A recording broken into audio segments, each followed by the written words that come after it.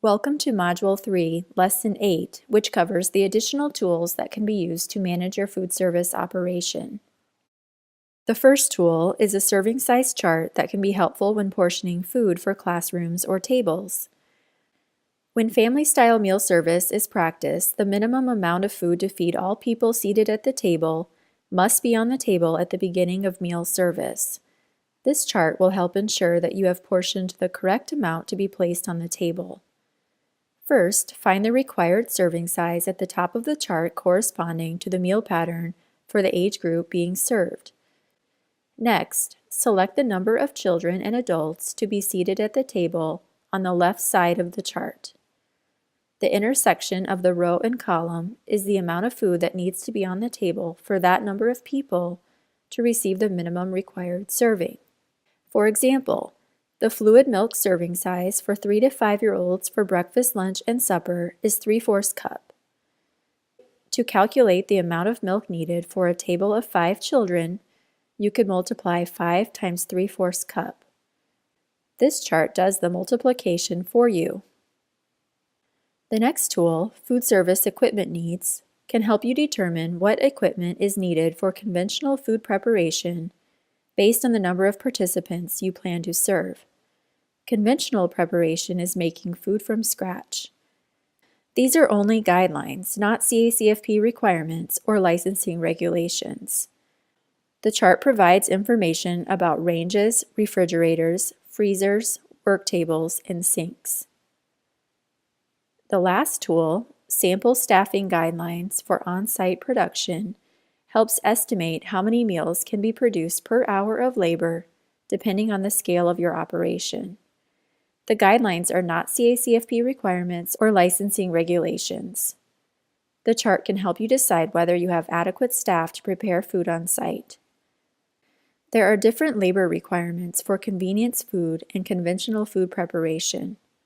The number of meals that can be produced per hour will be greater if convenience foods are used. However, there are nutritional drawbacks to using convenience foods. Convenience foods are usually higher in salt and may result in more trash because of the packaging. CACFP encourages conventional preparation since it gives you more control over nutrition because you can limit sugar, salt, and fat. Conventional preparation will probably result in spending less on ingredients and more on food service labor. Let's look at the example using the chart in the manual. To determine the total number of meal equivalents a center produces per day, use these formulas. 1 lunch equals 1 meal equivalent, 1 breakfast equals 2/3 lunch, and 1 snack equals 1/3 lunch.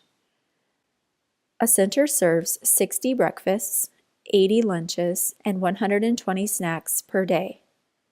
60 breakfasts times 2/3 equals 40 meal equivalents. 80 lunches times 1 equals 80 meal equivalents. 120 snacks times 1/3 equals 40 meal equivalents. Adding them together totals 160 meal equivalents. 160 falls between 151 and 200 in the chart.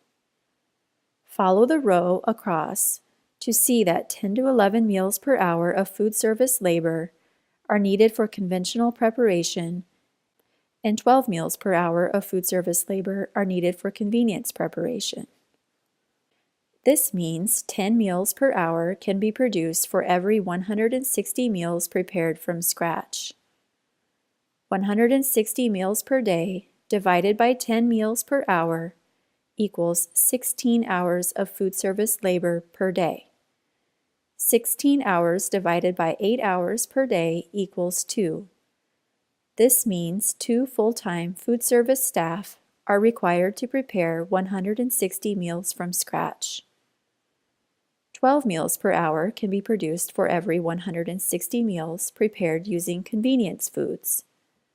160 meals per day divided by 12 meals per hour equals 13.33 hours of food service labor per day.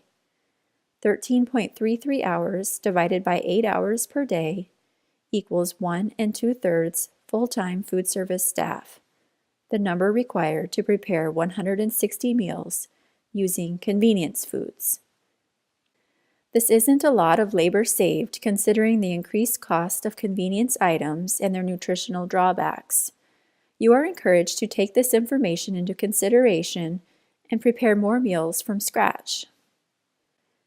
This concludes Lesson 8 on additional tools to manage your food service operation. Continue on to Lesson 9 that will discuss how to determine the yield of and serving sizes for packaged grain items.